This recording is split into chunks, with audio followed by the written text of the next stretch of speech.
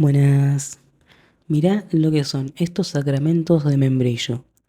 Quedan riquísimos, son súper fáciles de hacer y te van a salvar la merienda o el desayuno. Mirá lo que es ese relleno de membrillo. Tenés que probarlo. Como siempre, recordá que tenés el detalle de los ingredientes en la descripción del video. Vas a empezar con el prefermento. Vas a tomar agua tibia, agregas la mitad de azúcar de la receta y le agregas la levadura seca.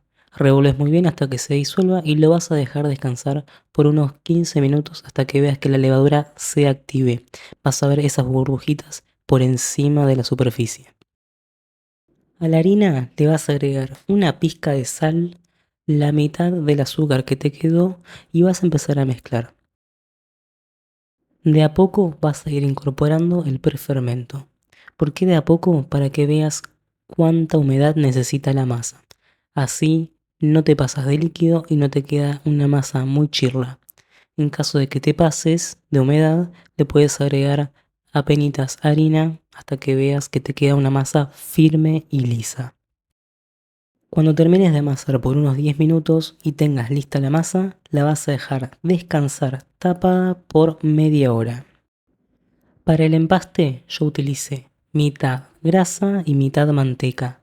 Te recomiendo que hagas esta mezcla de mitad y mitad porque va a quedar con muchísimo sabor. Y llegó la hora de estirar la masa. Te vas a asegurar de esparcir harina por toda la superficie y vas a empezar a estirar la masa de forma cuadrada o rectangular. Una vez que tengas la masa estirada de esta forma, aproximadamente de medio centímetro, vas a esparcir el empaste que preparamos previamente. Te aseguras de pasarlo por toda la superficie, dejando 2 centímetros en uno de los bordes.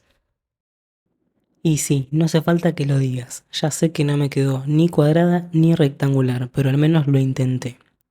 Una vez que hayas pasado el empaste, empezás a enrollar desde uno de los bordes. Asegúrate de que quede bien presionada contra la parte inferior y enrollas. Una vez que termines de enrollar, esos 2 centímetros que dejaste sin empaste los vas a presionar sobre la masa, así se termina de pegar. Una vez que lo tengas listo, lo llevas a la heladera por unos 10 o 15 minutos y ya está listo para empezar a armar estos sacramentos de membrillo.